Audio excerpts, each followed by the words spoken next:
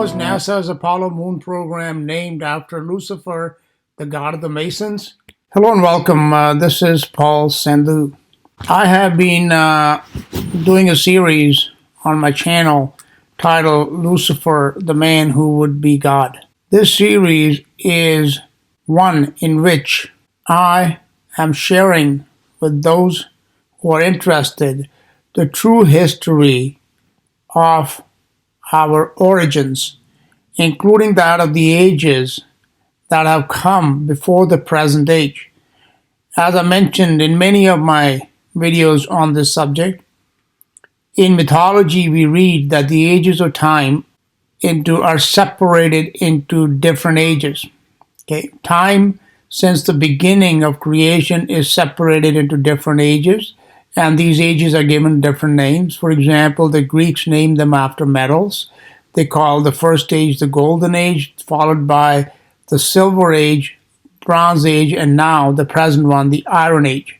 What was common in these ages is that they began in perfection and they steadily deteriorated with each passing age.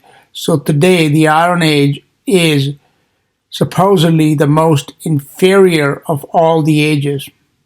Now, I do not base any of my understanding upon mythology or any of these sources unless I can confirm the information from the Bible. And the Bible does lend weight to these divisions of time according to ages, okay?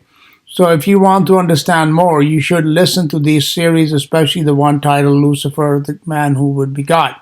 So as I was doing this series, and I've also been doing some information on the space programs on NASA, the question came into my mind: why did NASA, which is an occult Masonic organization through and through, choose the name Apollo for its fake moon mission program?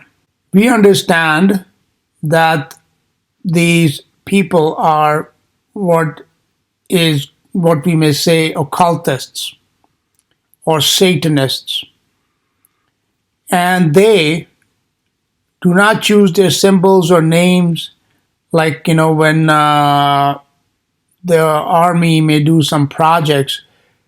The names are very carefully chosen, okay, and the symbols are very carefully chosen to convey certain meanings. The meanings are not always obvious to the public, but those who are the initiated, as they call them, they do understand what the reference is. So this question, Apollo, why was this name chosen? So let's understand, to answer this question, let's do a little research on who was this Apollo. Apollo was probably the most important god of the ancient Greeks. He is always shown in paintings and sculptures as an androgynous male-female, transsexual, transgender, bisexual type of person. Okay? He is just as much involved in homosexuality as in heterosexuality, maybe even more, and even in pedophile homosexuality, as I will show you later what is the significance of that. For now, I'm going to put that aside. But when you go on Google and you do a search on Apollo and you look at his images, some of which I have put on the screen here, it is very obvious this androgyny. Androgyny is basically means is a person that displays both male and female traits. Okay.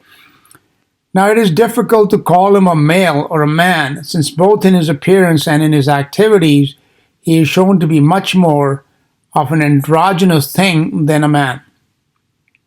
In this respect, he is quite different from Zeus's father, who was generally shown as a macho, bearded male. The fact that he was a born son, okay, Apollo was born as a flesh and blood being. The fact that he was a born son, not a created being like an angel, shows that he was flesh and blood. In this respect, he has something in common with the biblical Lucifer, because Lucifer is also called a son. In Isaiah chapter 14, where we are told the story of Lucifer, it tells us, we read, Lucifer was called the son of the morning. And he was not, by the way, he was not called the morning star, as many corrupt Bible translations and many false teachers make him out to be. There is only one morning star in the Bible, and that is Jesus Christ. Okay? So my ongoing video series titled Lucifer, the Man Who Would Be God, goes into a great deal of detail to prove that Lucifer was not a fallen angel, but very much a flesh and blood creature like one of these ancient Greek gods. For instance, Apollo.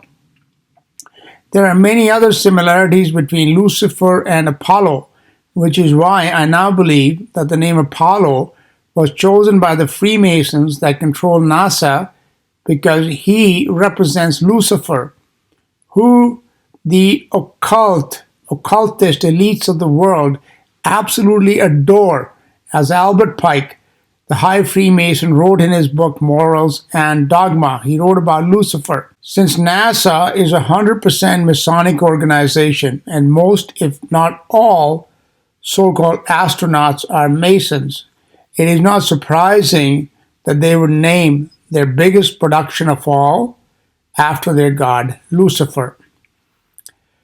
So Wikipedia has quite a lengthy page on Apollo. So in this we read, he, meaning Apollo, was god of the sun, or the god of light, and also the god of music. In these roles we could say that he was the god of knowledge, or illumination of the mind, and also of music. We understand quite well the role of music in shaping, rather of corrupting of minds and hearts in people, going back to the days of Jubal, who was the son of Cain, who is a type of Satan. Cain is a type of Satan, since like Satan, he was a murderer from the beginning. Cain was. Satanic music, or shall we say Apollo music, has always accompanied evil satanic activities going all the way back to the days before the flood of Noah. Even tribal peoples, whether in Africa or Hawaii or Tahiti, always played loud drums and rhythmic music as they went about sacrificing infants and maidens and adults.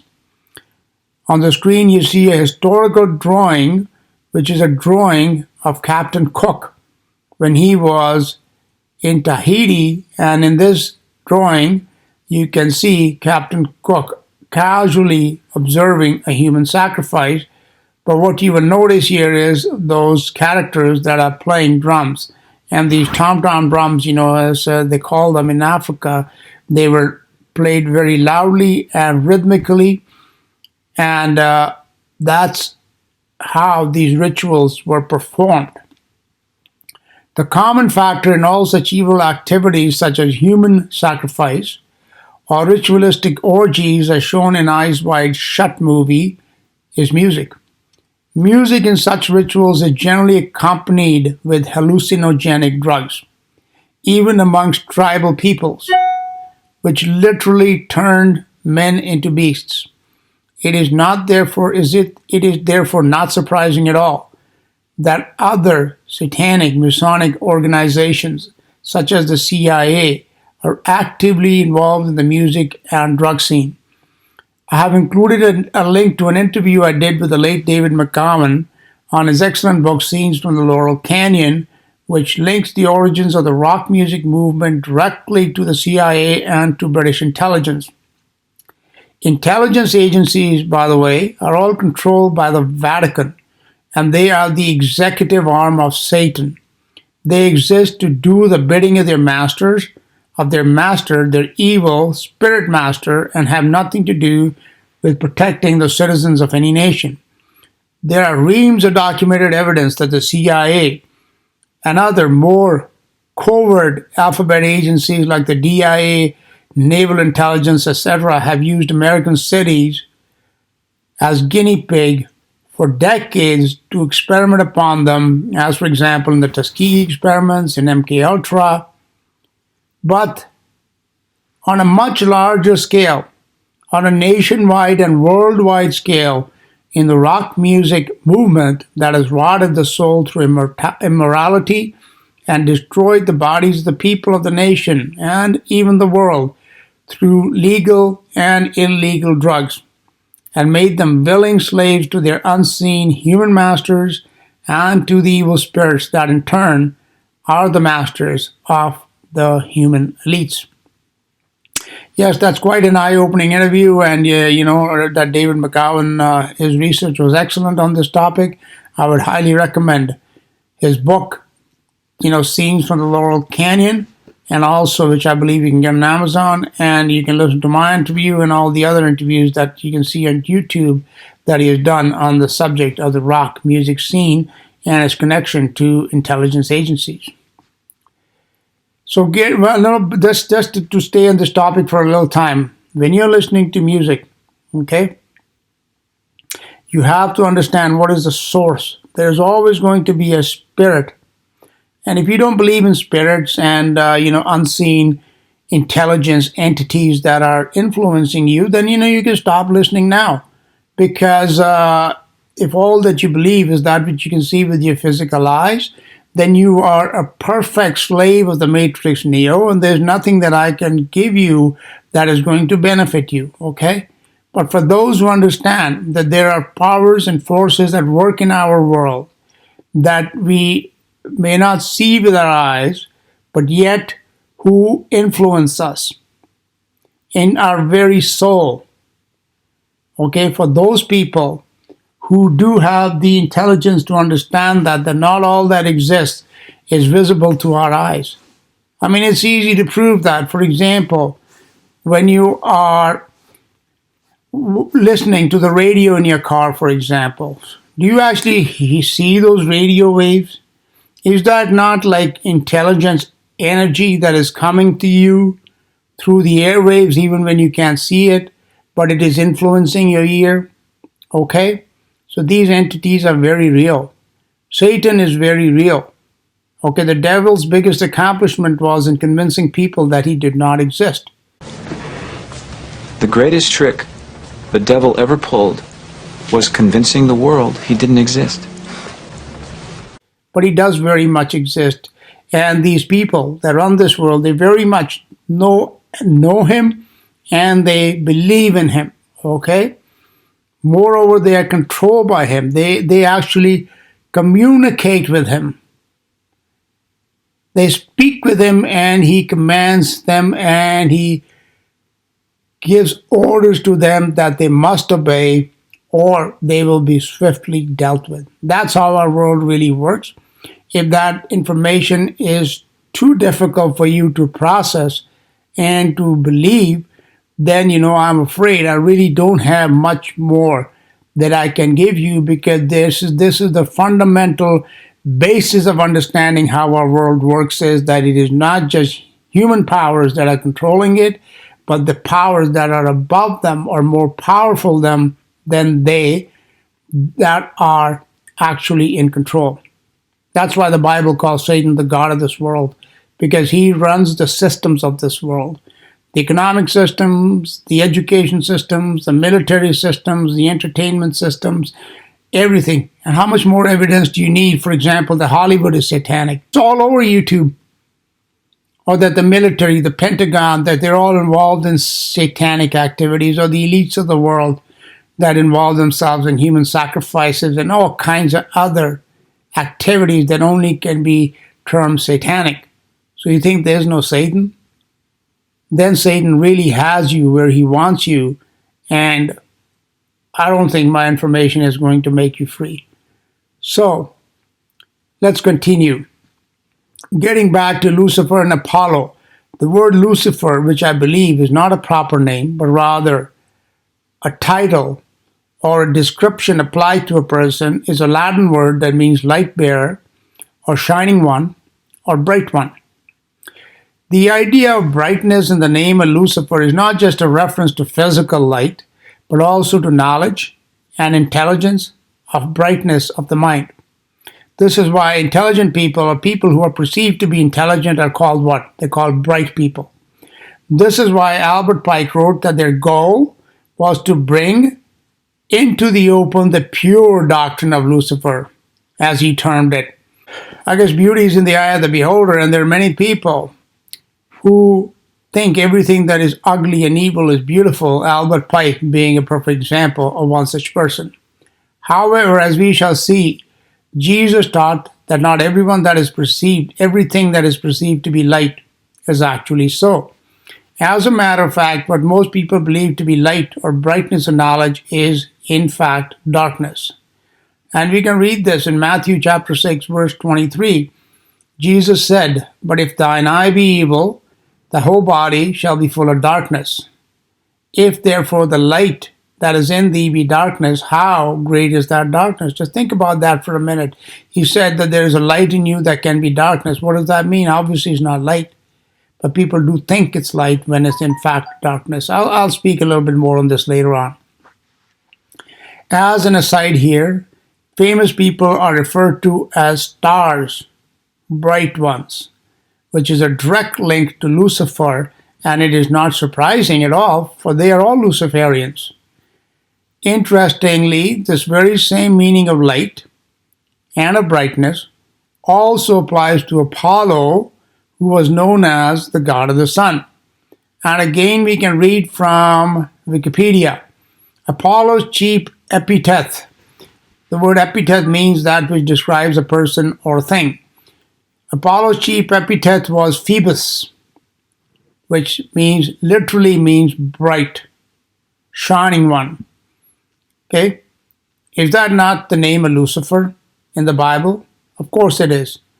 It was very commonly used by the Greeks and the Romans for Apollo's role as god of the light. What's Lucifer called?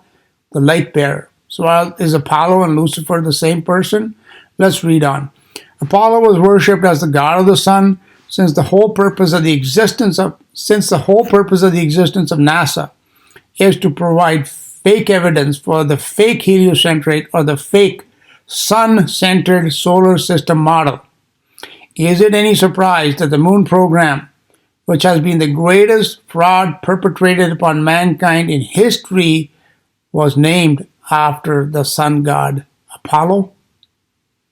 Or shall we say Lucifer? So as we can see, there is a great deal of similarity between Lucifer and Apollo. So if the biblical Lucifer is the Greek Apollo, and Lucifer is the god of the Freemasons, about which there is no doubt, is it any wonder that they chose the name of Apollo for the biggest fraud they were going to foist upon the whole world?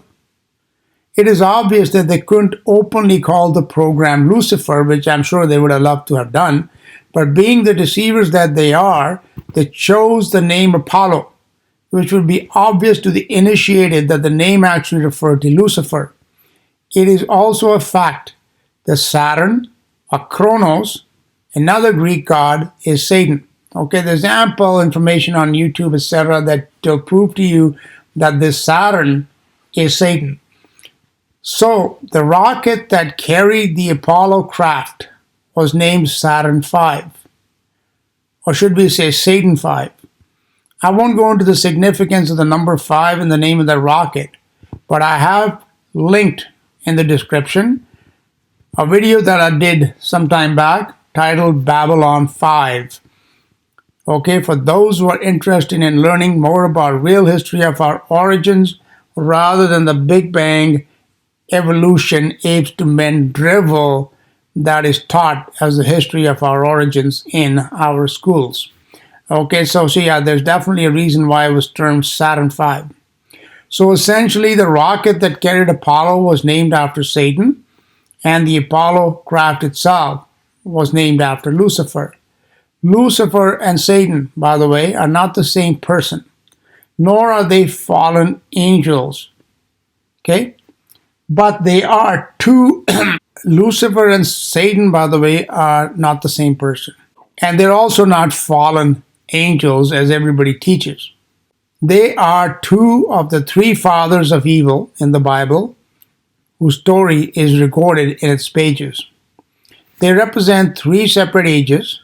As I told you before, that there are time since the beginning of creation can be divided into ages based on certain persons and certain events that took place in those ages. Okay, they represent three separate ages which also happen to coincide with the ages of mythologies, as for example that of the Greeks, with the gold, silver, and bronze ages that came and went before this present Iron Age. The linked videos in the description on the true history of Lucifer will give detailed and biblically documented evidence for those interested in learning more about real history of these prehistoric ages. Satan is the disembodied spirit. What the person we know as Satan in the present time is the disembodied spirit of an intelligent but purely evil serpentine dragon that actually existed in bodily form in the age before the present one. The Greeks called that the Bronze Age, whereas the present age is known as the Iron Age. Lucifer, on the other hand, was a flesh and blood man from one of the races of men that came before Adam. The gods of the ancient world, and even in the present time in places like India, were these pre-Adam men who were worshipped as gods because they possessed superior technologies which gave them great power and also unnaturally long life because of the life extension technologies they possessed. As shown, for example, in the Stargate movie, where Ra, the Egyptian god, was over 8,000 years old because he kept regenerating his body. What is that? It's a bomb, isn't it? That's what you were looking for. What the hell were you thinking? What'd you come here for?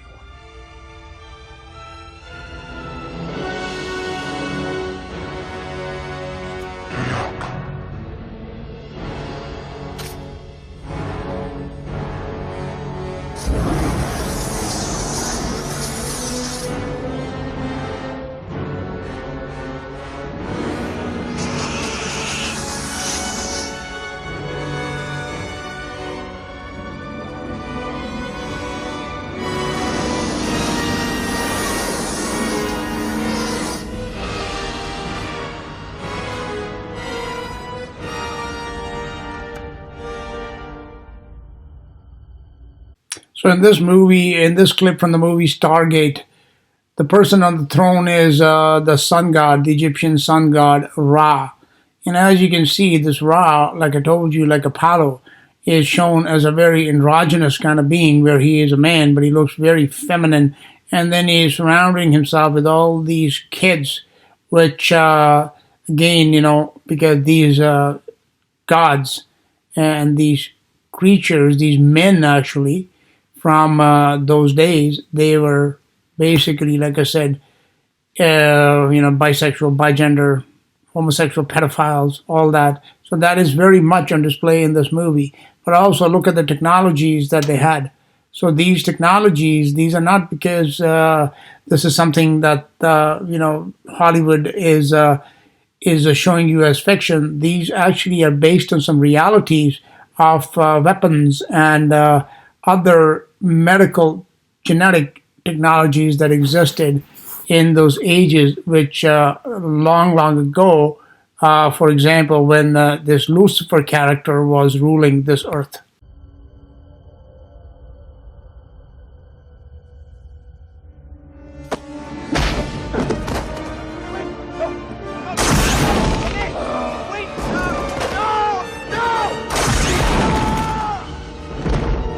So in this scene, that person that you see in the picture on the right, he dies, okay? And basically he's killed. But let's see what happens to him in the next scene.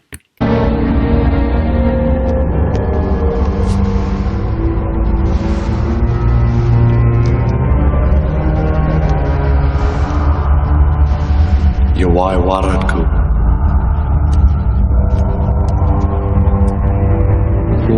Mindfulness, Ramata, Krashe, Darari.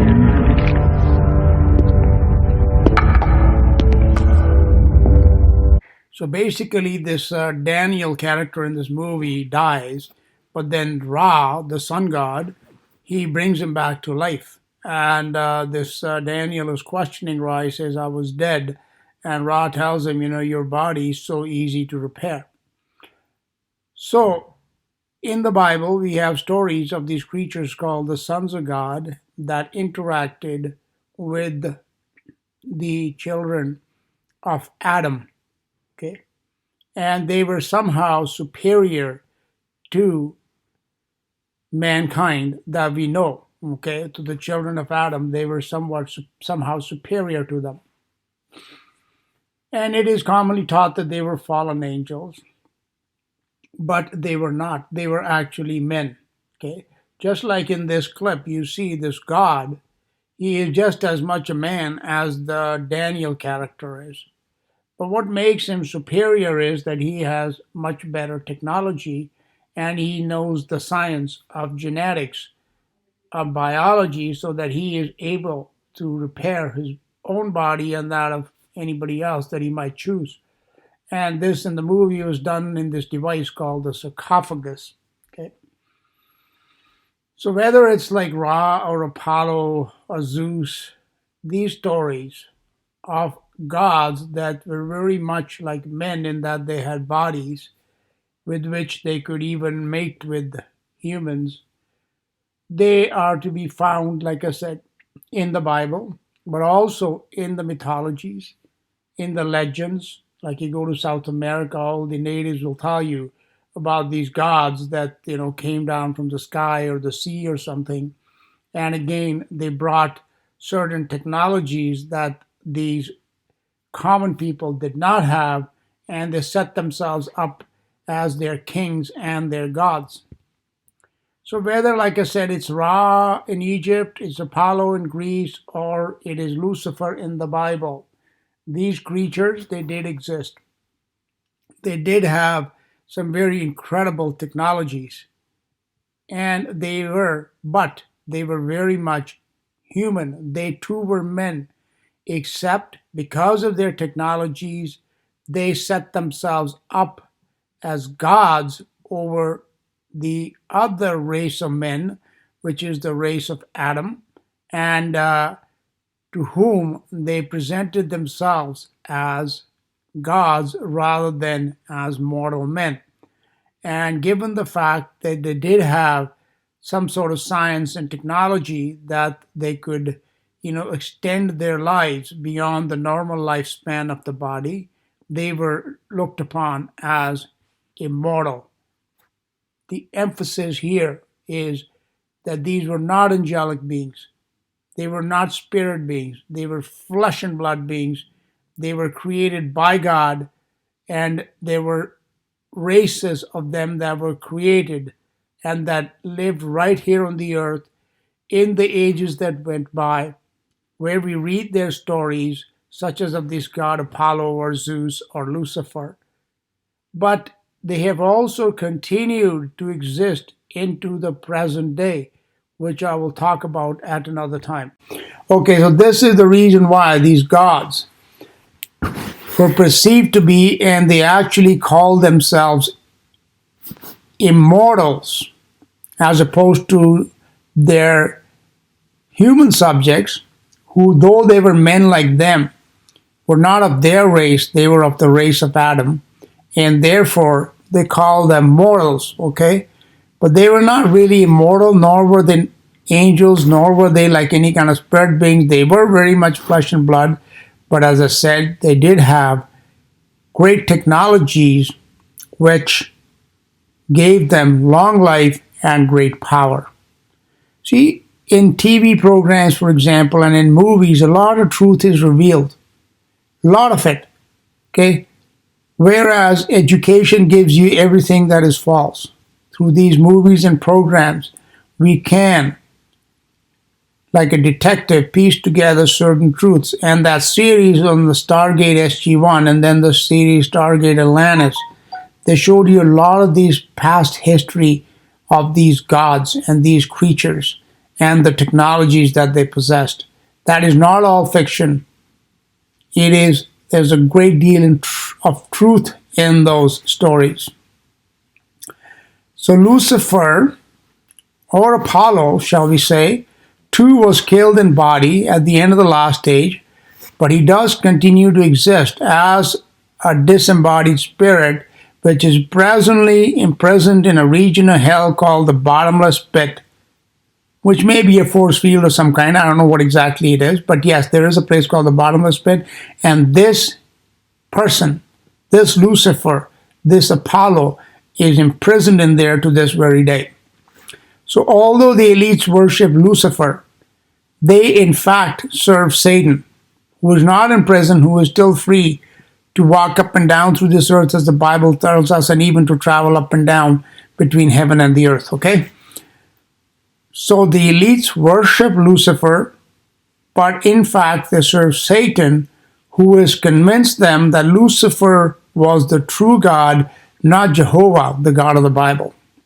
However, Satanic and Luciferian are words that can be used interchangeably because they both signify pure evil, just as because the persons that these names represent are and were pure evil, even though they are two separate creatures. Okay, I'll get back to this. And again, this history, like I said, is covered in a lot of my other videos and will be in future parts to the series, Lucifer, the man who would be God, if you want to follow along. Getting back to NASA Masons naming their rockets and crafts after the names of the biblical enemies of the true God, the creator of all things, whose creation they are trying to hide in plain sight through their fraudulent so-called space program. What more do we find in common between the biblical Lucifer and the fake Apollo and the fake moon program named after Apollo? Let's turn to the book of the prophet Isaiah in the Old Testament of the Bible. So in chapter 14 of Isaiah, beginning in verse 12, we read, "How art thou fallen from heaven, O Lucifer, son of the morning? How art thou cut down to the ground, which didst weaken the nations? For thou hast said in thine heart, I will ascend into heaven. I will exalt my throne above the stars of God. I will also sit upon the mount of congregation in the sides of the north. I will ascend above the heights of the clouds. I will be like the Most High. Yet thou shalt be brought down to hell, to the sides of the pit." These are two very interesting. There are two very interesting stories in the Bible about two men who attempted to ascend into heaven on two separate occasions in two separate ages. The first one was Lucifer, and the second one was Nimrod, another person who was greatly revered by those engaged in the craft of occult alchemy sciences, just as their forefathers were in ages gone by. So in verse 12 of Isaiah 14 we read, "How art thou fallen from heaven, O Lucifer, son of the morning? How art thou cut down to the ground, which didst weaken the nations?" I'll come back to how Lucifer fell from heaven, but let's go on to verse 13. "For thou hast said in thine heart, I will ascend into heaven. I will exalt my throne above the stars of God." So what was Lucifer attempting to do that would parallel the goals of the Apollo and the space program of NASA? Why, he was attempting to ascend into heaven, where we are told NASA rockets will one day take mankind. This verse of scripture alone, verse 13 of Isaiah chapter 14, should lay to rest forever the false teaching that Lucifer was a fallen angel, because angels are up in heaven and in the heavenly realms. They are not on earth. Yes, they do come down to earth from time to time, but their domain is the celestial realms, not the terrestrial realm. Okay? So this should lay to rest forever the false teaching that Lucifer was a fallen angel, because angels are in the heavenly realms or the celestial realm. They're not on earth. But Lucifer, as is obvious, was not in heaven. He was going to attempt to ascend and go up there. Now, just in regards to these fallen angels, because you see on YouTube, you're going to hear this term fallen angels, fallen angels, fallen angels, fallen angels, Nephilim, demons, fallen angels, all day long. And what they're referring to is a group of angels that God created that rebelled against him, okay? So there was a group of angels that God created who rebelled against him. But the Bible tells us that these angels are no longer free to work their evil in the present age. They are being held prisoners in hell until the day of judgment. So unless the day of judgment has come and gone and we somewhat missed it, these angels have no interaction with the mankind in the present time. Now in 2 Peter chapter 2, in verse 4, we can read, "For if God spared not the angels that sinned, but cast them down to hell, and delivered them into chains of darkness, to be reserved unto judgment." So what are we being told? That they have been cast down to hell, and they are being held in chains of darkness.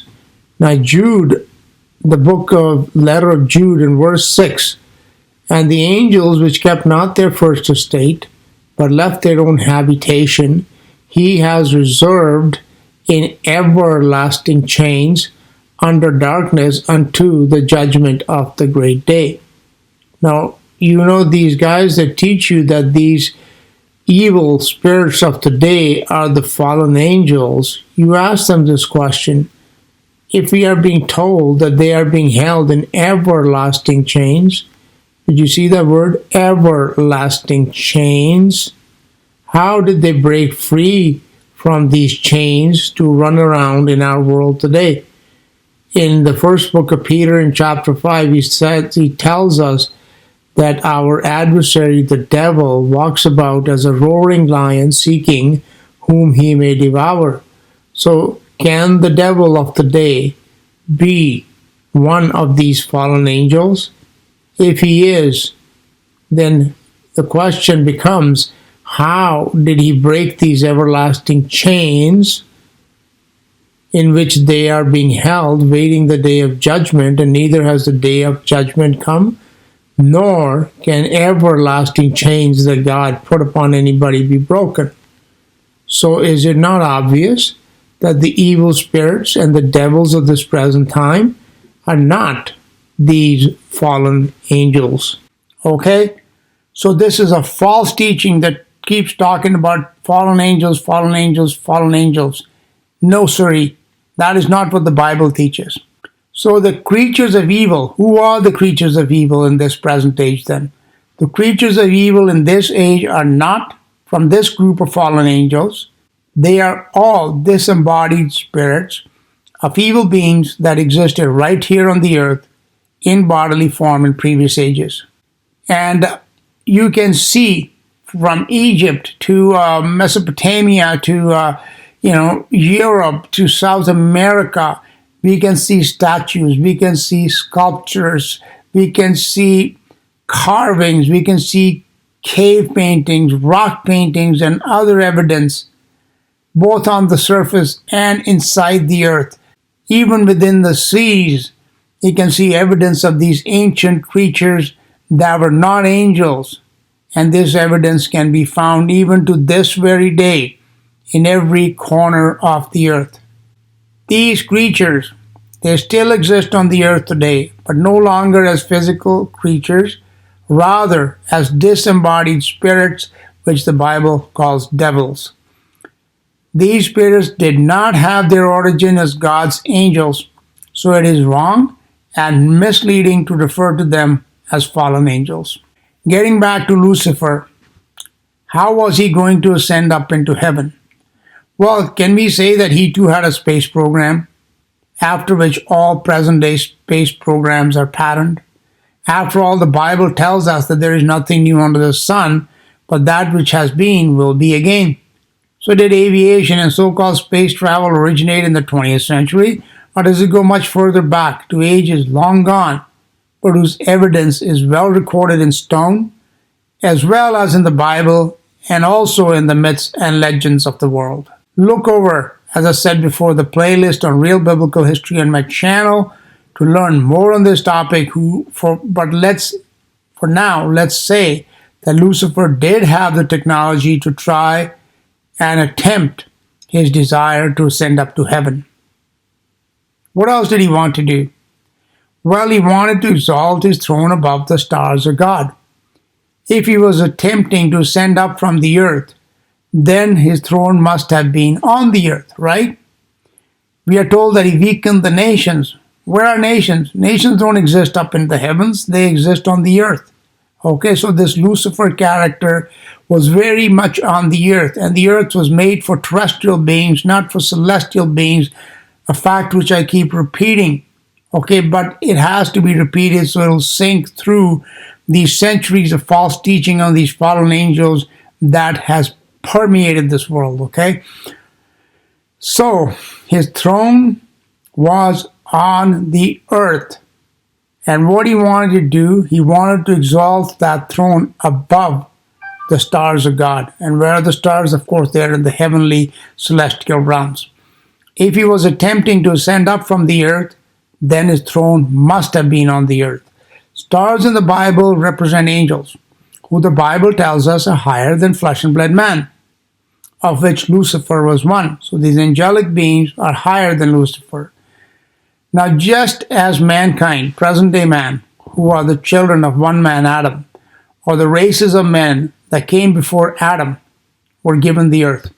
Okay? The Bible tells us, that the earth God has given to the children of men. So whoever has dwelt on this earth, whether in this age or in ages gone by, had to be flesh and blood man. Okay? Who was given dominion over the earth and over everything that exists on the earth, including the beasts and the land masses, etc. So too, so as the terrestrial realm was given to men, the celestial heavenly realms were given to the angels. And just as the heavens are higher than the earth, angels are higher than flesh and blood man, which is exactly what the Bible tells us. So Lucifer's desire to exalt his earthly throne above the stars of God meant that he wanted to rule not just the earth, but the heavenly realms as well, which are not his domain, but the domain of the angels. The world that existed on earth before Adam was inhabited, and I keep repeating this, by men like Lucifer, who had far superior technology to what we have today. The stories of technologically advanced super city-states like Atlantis, as seen in the TV series Stargate Atlantis, are based on real history. They are not all fiction. Getting back to Isaiah 14. What else do we read about Lucifer? I will ascend. What did he say? I will ascend. The second time that word ascend is used, that he is going to ascend above the heights of the clouds. This scripture again confirms that Lucifer was on the earth. And I keep repeating that the earth belongs to terrestrial beings, that this creature Lucifer was a flesh and blood man. He, like, the gods of the Greeks, like Apollo or Zeus, very much men, but perceived as gods. Okay, where do we find clouds? Clouds are found on the surface, above the surface of the earth. So he was definitely on the earth from which he would attempt his ascent into heaven. Okay, so again, those people that teach that Lucifer was in heaven from where he fell. No, he never made it to heaven. He was trying to get there. Just like the modern day Apollo, NASA programs, they are going to attempt to go up there. But just like their father Lucifer, they're not going to make it. Since he wanted to ascend above the heights of the clouds, his destination was heaven itself, which is the abode of God and where the throne of God is located, from which he governs all creation. He wanted to be like the Most High, which means he wanted to set himself up as God. Now, is that not what the present-day Luciferian elites also trying to do? Do they not deny God in everything they do and set themselves up as gods? What does the Pope call himself? He calls himself God on earth. He wears a triple crown, which indicates, which is symbolic of that he is the ruler of the underworld, the surface world, and the heavenly world. He calls himself the ruler of hell, earth, and heaven. That's what he calls himself.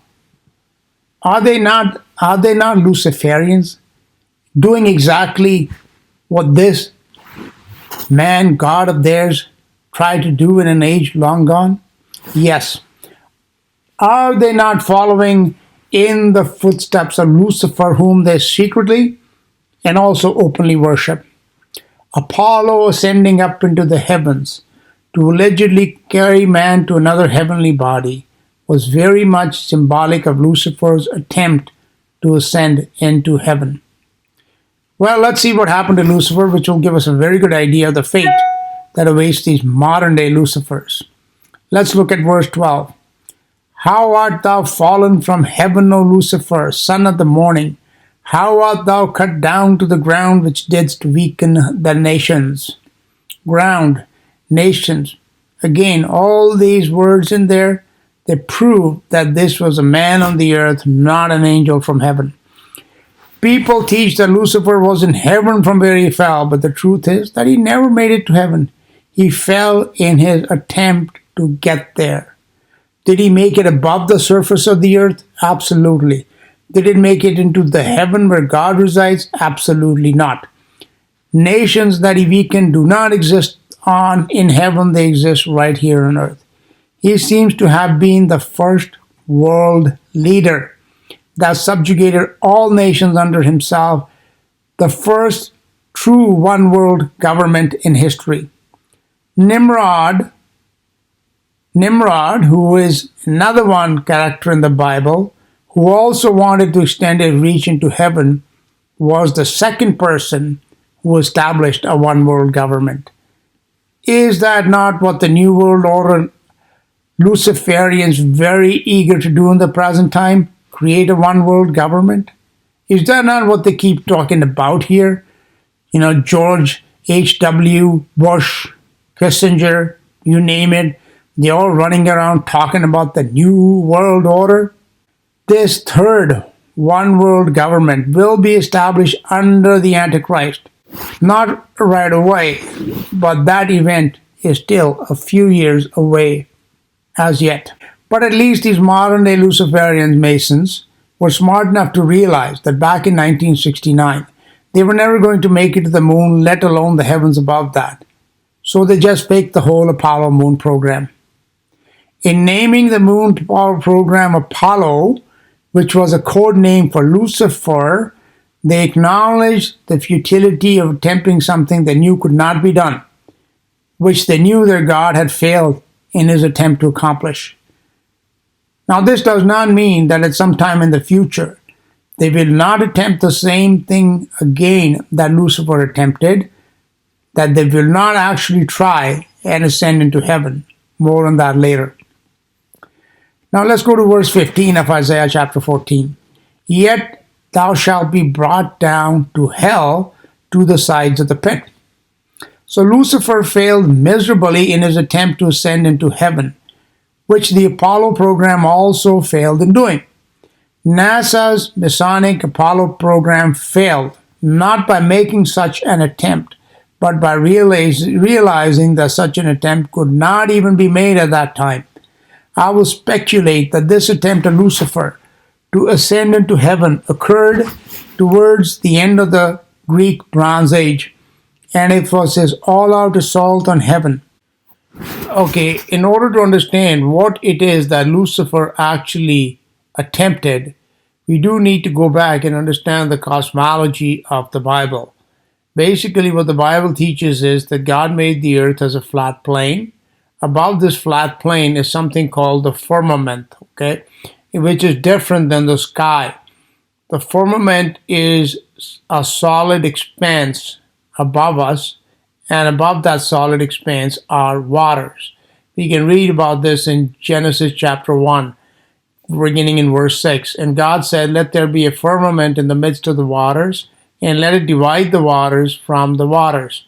And God made the firmament and divided the waters which were under the firmament from the waters which were above. And it was so. And God called the firmament heaven. This definition in Genesis chapter 1 verse 8 is very important, that God called the firmament heaven. So although Lucifer's attempt or Lucifer's intention was to actually go up to the third heaven, which is above that firmament, which is the abode of God, and to set up his throne there. The first part of his mission would have to be tackling this firmament, which was a barrier that stood in his way. And the Bible does call that this firmament heaven. Okay? So when we read in the past that how art thou fallen from heaven, O Lucifer, people think that, this was God's heaven that he fell from. Not true. Where we will see he actually fell from is from this firmament. And, let me just quickly read the meaning of firmament. Firmament, Hebrew meaning. It means a solid expanse. It means a firmament of vault of heaven supporting waters above, and considered by the Hebrews as solid supporting waters above. So this I wanted to clarify that both the assault upon heaven of Lucifer and where he fell from heaven, it is not necessarily referring to the city of heaven from which God controls and administers this whole creation of his. It is this expanse, because the Bible calls the firmament itself heaven. So when we understand that in order to get to the heaven, or the heavens which are above the firmament, the first thing Lucifer would need to do is to actually get through the firmament, or get through this firmament which is also called heaven. And that is why I stated earlier that the mission of NASA, that their real purpose of their existence, for one, is to fake God's creation from us and give us this big old lie about this solar system and the infinitely expanding universe.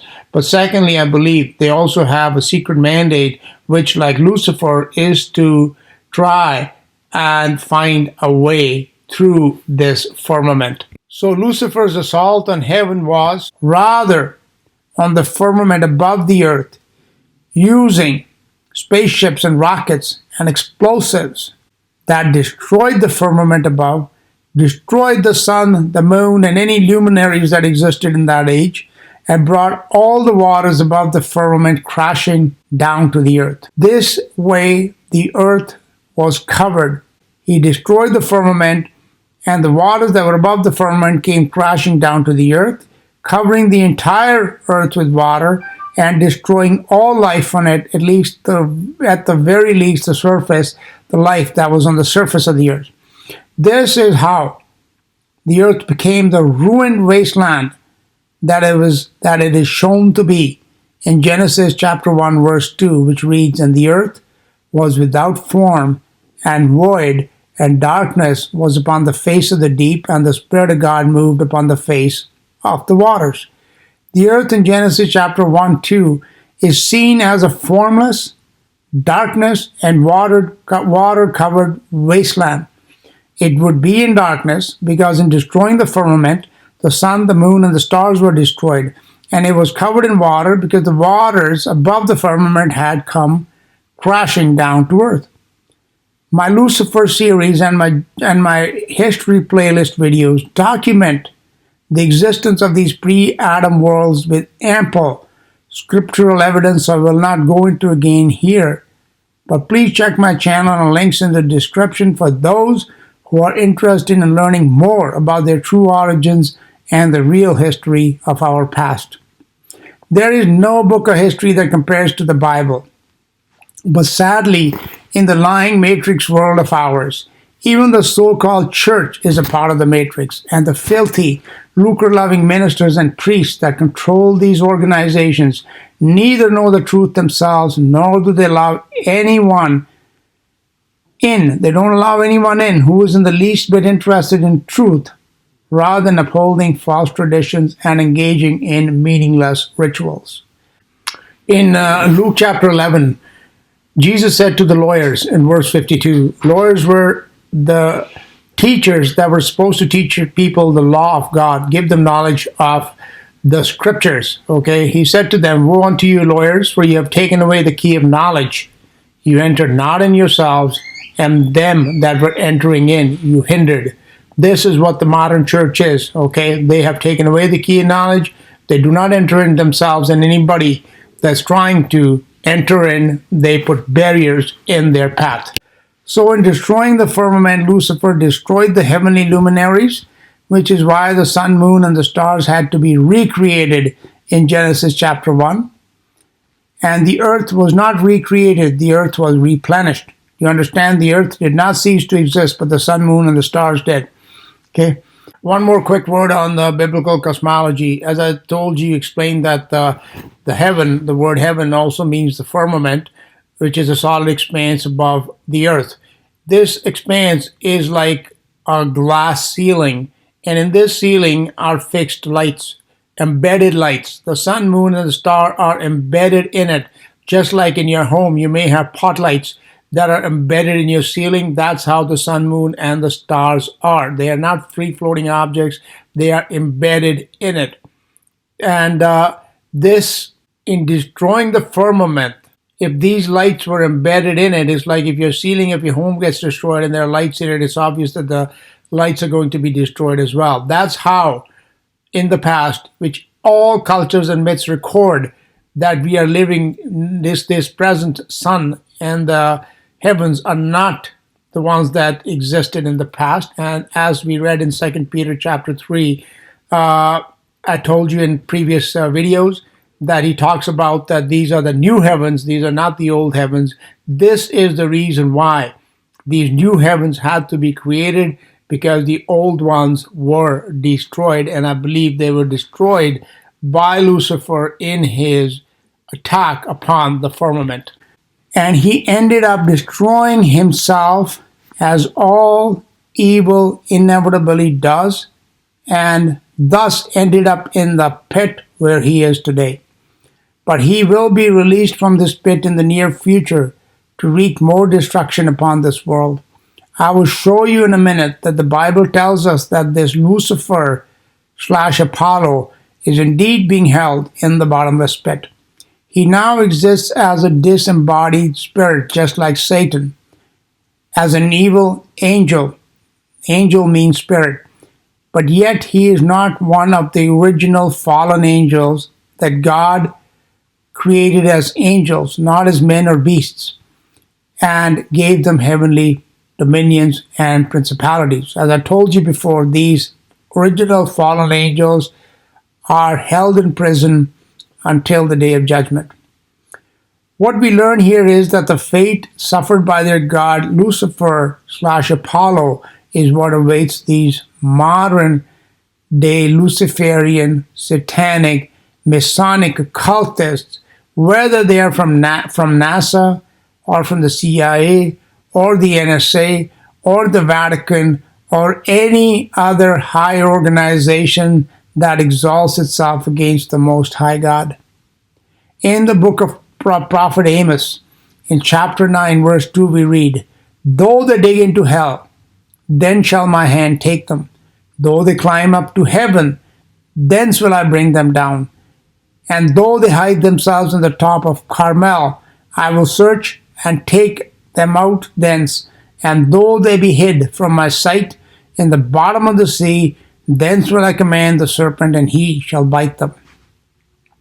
Those who run around teaching that the elites have these underground bases where they will survive the apocalypse do not know that there is someone who is much higher and greater than the elites, and much higher than the God of the elites, who is Satan.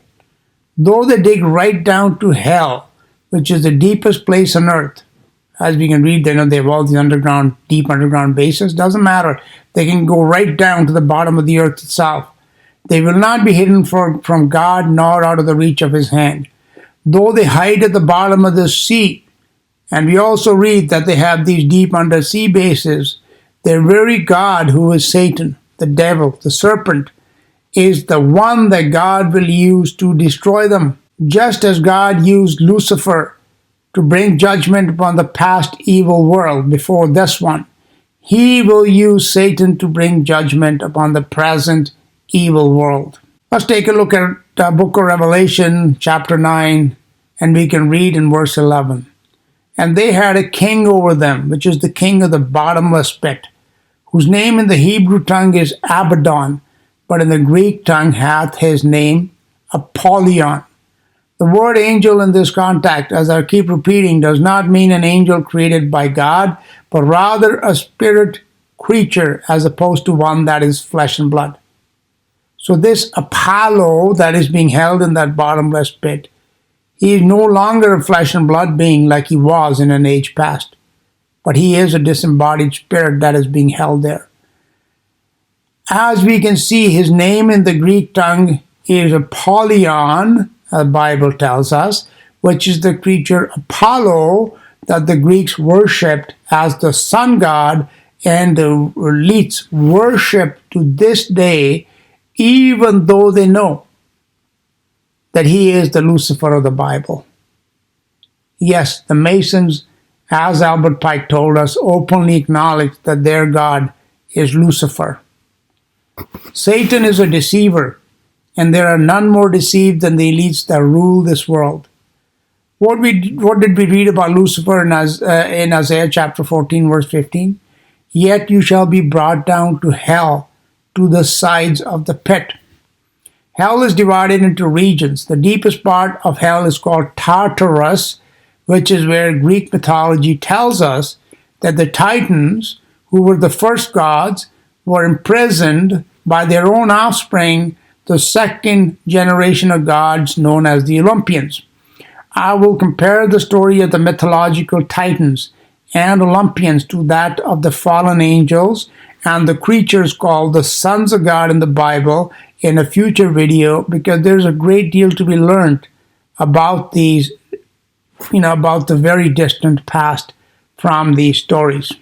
As an aside, the symbols of these gods, like the trident of Poseidon or Neptune, is found on the symbols of corporations and militaries worldwide. For instance, Maserati uses the trident as its symbol, as do a host of other corporations. And everyone has heard of the Trident missile, the Trident submarine, and other military weapons and crafts named after the names and symbols of these ancient gods. Do you think that's just, do you think that has some significance, like they use the name Apollo? Of course it does, because these symbols and names, they represent actual creatures. They are not just without meaning. Lots can be inferred from the names and symbols used in this world as to who the real controlling powers are of these corporations, organizations, and governments. And trust me, it is not the human beings. It is not the president that runs the US of A or the world or anything like that. There are unseen entities behind the throne that control them, that actually run the world. Anyhow, one particular region of hell is the bottomless pit. The scene that you just saw is from the 2011 movie called Immortals with Mickey Rourke. And in this scene, there are many things that are actually from the Bible and also from mythology. What they show you in the beginning is these titans that are being held in prison, okay, just like the Bible tells you and I read to you before. And secondly, what it shows you is the opening of this prison. And what they're seeing at the end, you see the circular opening, is what the Bible calls the bottomless pit.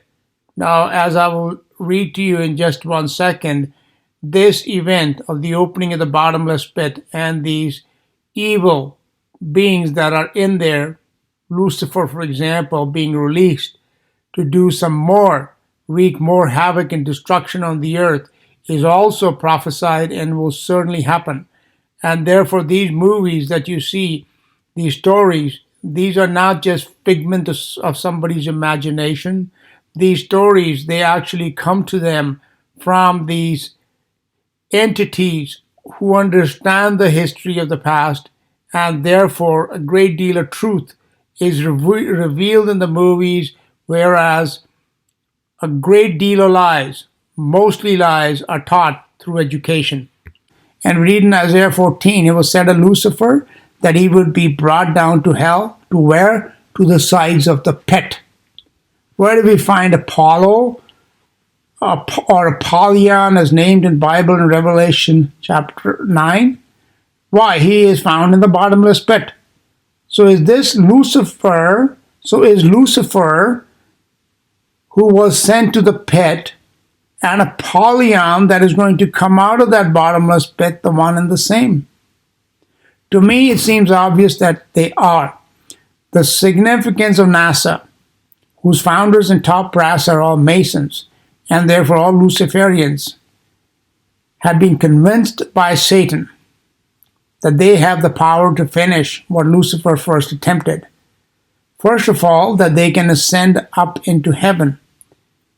And in order to do that, they have to find a way through the firmament above us. In one video in NASA, I saw a mural or picture somewhere in a NASA installation that showed a rocket blasting through the solid firmament.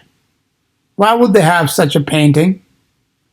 Werner von Braun, the father of NASA, had Psalm 19:1 engraved on his grave, and it reads, "The heavens declare the glory of God, and the firmament shows his handiwork."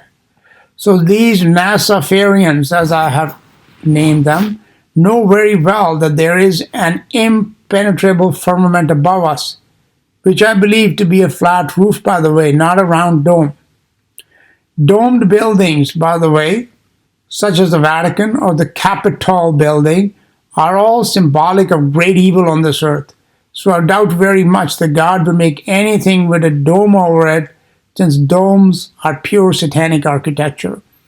I plan on doing a future video on various evil domed buildings around the world, but I am firmly convinced that God's earth is not covered with a dome. It is a flat roof. However, I believe that NASA's primary mission and that of other secret agencies involved in black projects is to try and find a way through or make an opening through the firmament and ascend into the heaven and the heavens above the firmament to finish the job their god Lucifer first attempted to do so long ago. But like their father Lucifer, who probably had far more advanced technologies at his disposal than that which exists at the present time, which he must have used if he did in fact destroy the firmament, then these clowns too are destined for a fiery end in which they will all crash and burn. Secondly, I believe that Satan has also convinced them that they can release Lucifer from the pit, which is why we hear stories about CERN and other projects engaged in the opening of portals to other dimensions. Such stories are not without biblical merit, with the caveat that it is not until God deems it to be time that such pits and portals will be opened. And God may even use these evil Luciferians to open such interdimensional gateways.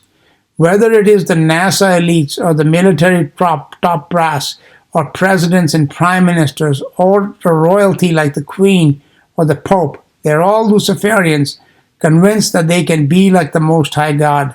They have been deluded into believing that he was, or Lucifer was, some kind of luminary desirous to give them knowledge and power, whereas he was a complete evil and wicked tyrant and monster.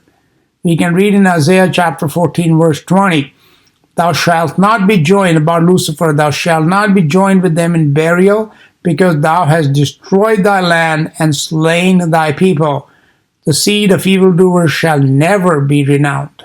So just as Lucifer, the cruel tyrant that he was, destroyed his own land and slew his own people, the present-day Luciferian elites, like their forefathers throughout history, have waged war against their own people, sometimes killing millions of their own, as did Stalin and Mao.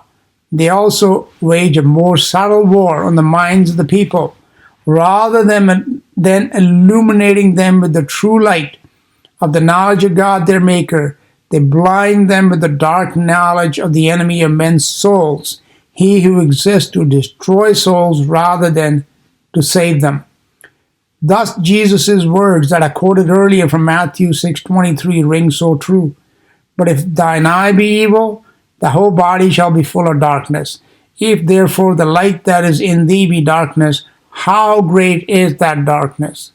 Jesus was teaching us that our vision, both in the physical as well as inside, mentally and spiritually, is controlled either by evil, which makes, and this goes back to the subject of conscience, okay? Where does your conscience come from? Your conscience will come from two sources, either from evil, the devil, or from God, good. Okay, that's it. There's nothing. You do not make your own conscience. It comes from one of these two sources. So who is it that's controlling your conscience? That's who will dictate what your vision is, okay? Jesus was teaching us that our vision is controlled either by evil, which makes whatever we see or learn evil and fills us with darkness, or our vision is controlled by God, by good, who illuminates us with the true light of knowledge, of understanding, of wisdom, of love, of peace, of patience, and long-suffering, and everything that is good and light. Everything that is the true brightness of Jesus, who is the light of this world, not the darkness of Lucifer pretending to be light. Satan disguises himself, transforms himself into an angel of light. Doesn't mean that he is light. He is darkness without any light whatsoever, and he will always be darkness. So even though his darkness may be perceived to be light, it is still darkness. Okay? Those who are somewhat awake can see the dark soul of these evil Luciferian elites who work so hard to discredit the Bible and to denigrate Jesus Christ. Can you not understand from their actions that if they truly are worshippers of Lucifer and Satan, and their deeds are evil, they lie, they cheat, they kill, they destroy, they pervert knowledge by giving us lies all the time, like this fake cosmology that we live on this madly spinning globe when we live on a flat stationary plane, then their God is not the one we ought to believe in or worship. And whether we do it consciously or subconsciously, as long as we buy the information coming from their sources, we are worshiping the same God that they do. Do their lies not prove that the one who is true and the one we ought to worship is the God of the Bible that they hate and oppose? Jesus said, I am the way, the life, and the truth. But these liars use education, media, Hollywood, music, and especially the modern day church to subtly and overtly convince us that Jesus is the liar. Okay, that subtle message that the Bible is false, it's fiction, it's got contradictions, it's not true. It's the God of the Bible is hard, and he's cruel, and he's this, and he's that.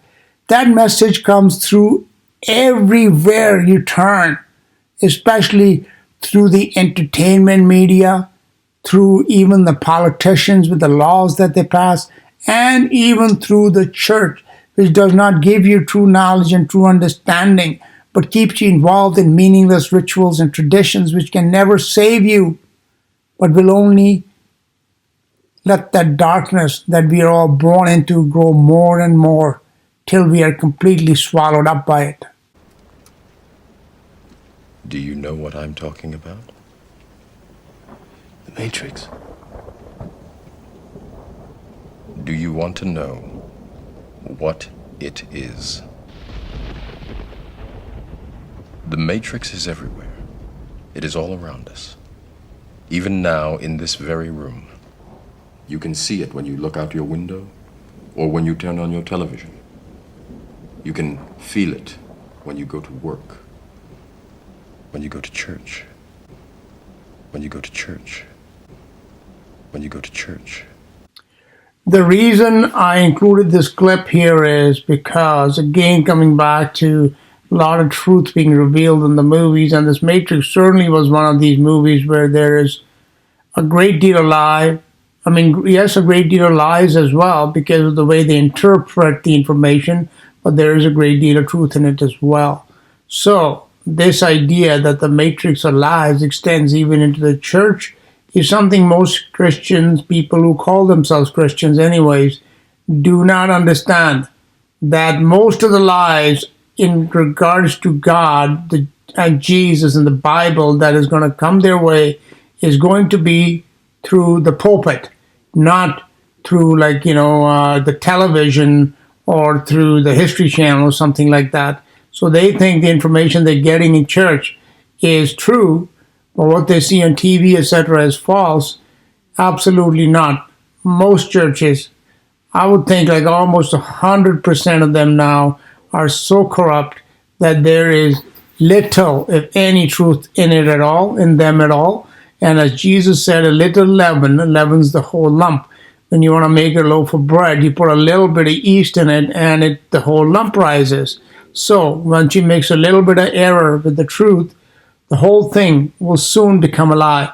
A half-truth will always become a full lie. So beware of church, what you're learning in there. You're going to have to unlearn everything you learned in order to really come to knowledge and understanding. The Bible tells us we have to become fools.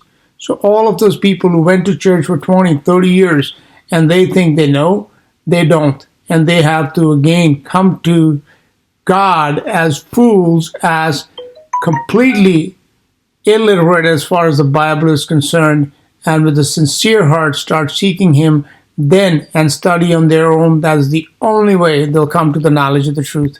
Through these dark arts, they have given you a fake tall tale, like the Tower of Babel reaching up to heaven to explain your origins. Unless you completely reject the Big Bang evolution model of your origins and come to the understanding that you have a creator and a maker, you will be easily deceived into believing the darkness that is in you to be light. You know the saying, there is none so hopelessly blind as those who think they can see. Okay, speaking about the Tower of Babel, although I won't go into detail on the story of Nimrod in this video, his story and the story of Tower of Babel somewhat parallels the story of Lucifer and his attempt to ascend into heaven. In Genesis chapter 11, verse 4, we read, "And they said, Go to, let us build a tower, let us build a city, and a tower whose top may reach unto heaven. And let us make a name, lest we be scattered abroad upon the face of the whole earth." After Lucifer, this was the second time that man attempted to reach into heaven. But like the first time with Lucifer, this attempt too ended in dismal failure. I believe these Luciferians will attempt, or may secretly be attempting something like this even now, to actually breach the firmament, to reach the heavens that lie beyond. We do not have to wonder if they will succeed or not. Just read, just as the Bible tells us. Just read what happened in Isaiah chapter 14 and in Genesis chapter 11. Read the story of Lucifer and that of the Tower of Babel. There is another parallel between Lucifer and Nimrod. Just as the Bible tells us that Lucifer or Apollo was being held in the bottomless pit to be released at a later date, it also tells us that there are 4 angels or 4 spirits that are also being held at the present time in the river Euphrates. In Revelation chapter 9, verse 14, we read, saying to the 6th angel which had the trumpet, Loose the 4 angels which are bound in the great river Euphrates. Euphrates is an ancient Babylon, which is modern-day Iraq. The first king of Babylon and the first of the children of Adam to rule the whole world was Nimrod. He was also the very first king from the children of Adam.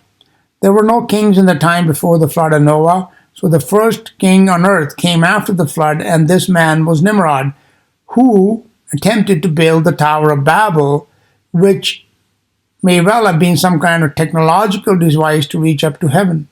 So like Lucifer, he was a king. Lucifer had a throne, so did Nimrod. And like Lucifer, he also wanted to ascend up to heaven.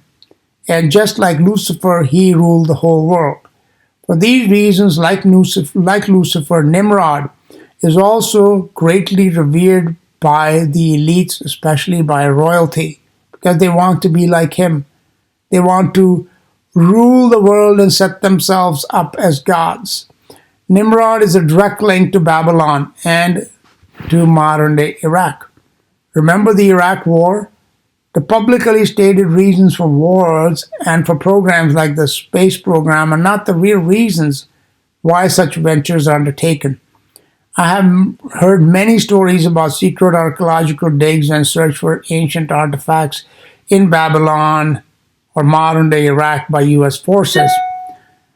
I wonder if they were and are really there to open portals, for instance, to release these four angels or spirits that the Bible tells us are bound in the river Euphrates and that will wreak havoc once again on earth as they did in ages past.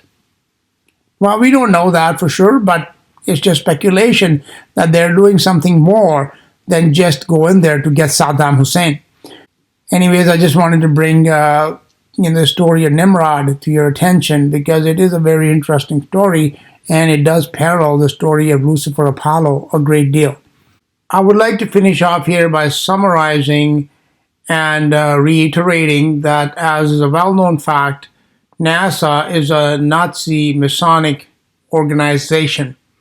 And as I have shown you that quote from Albert Pike, who was a very high Mason, he said openly that the God of the high Masons, these people that, for instance, run the NASA, is Lucifer.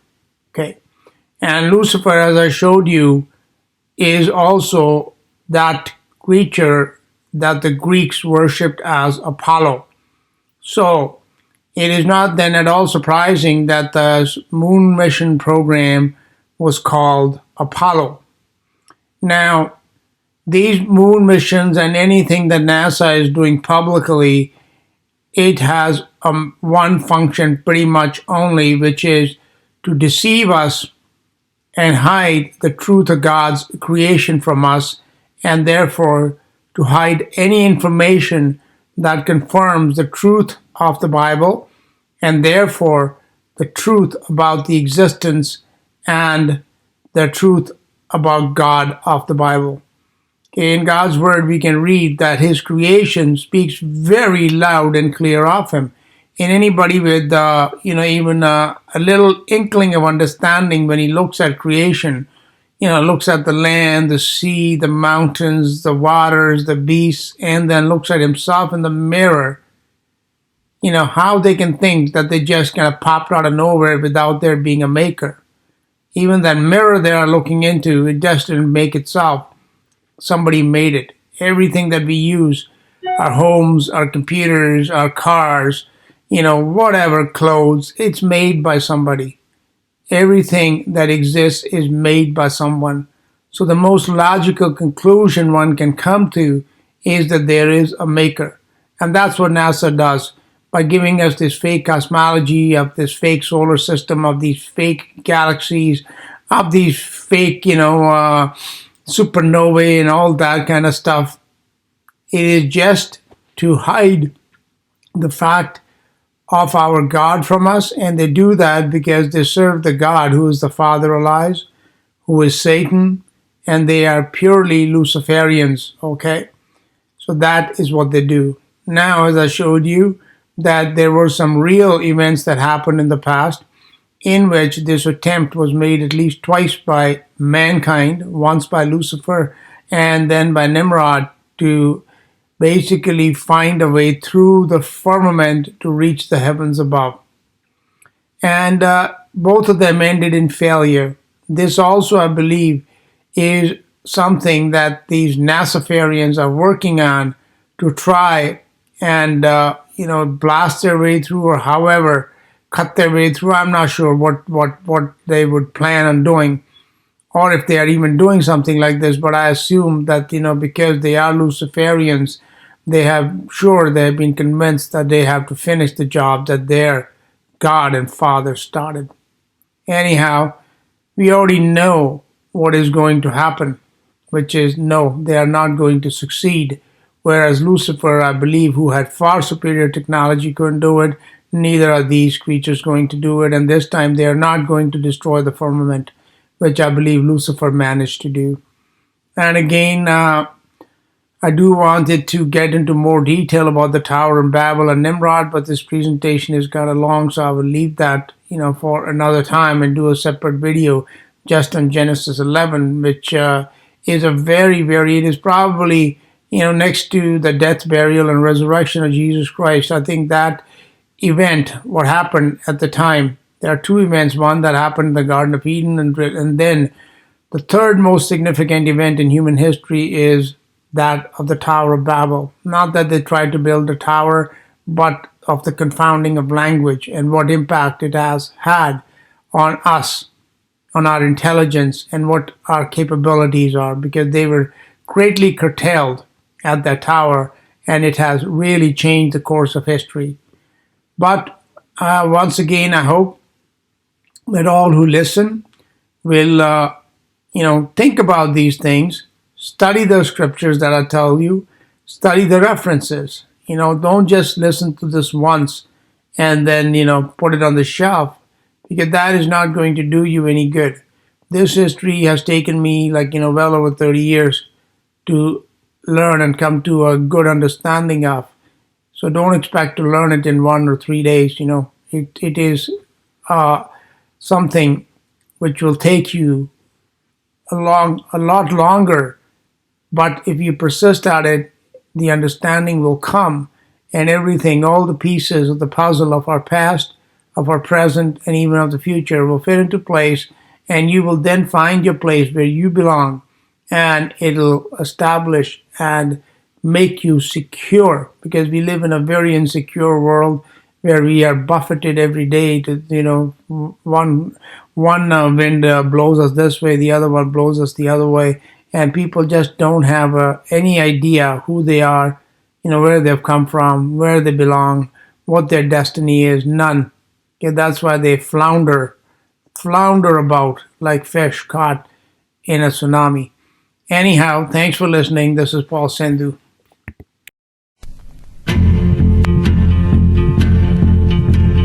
Christ, come quickly, there's danger at the door. Poverty aplenty, hearts gone wild with war. There's hunger in the city and famine on the plain. Come, Lord Jesus, the light is dying, the night keeps crying. Come, Lord Jesus. One demands a hearing in far too many lands. The sick go unattended, death deals a heavy hand. The dreams of men are empty, their cup of sorrow full. Come, Lord Jesus, the light is dying, the night keeps crying. Come, Lord Jesus. The world awaits in darkness, a mighty burst of light to set the lame man leaping, to give the blind man sight. We have the prophet's promise, we await the Prince of Peace. Come, Lord Jesus, the light is dying, the night keeps crying. Come, Lord Jesus.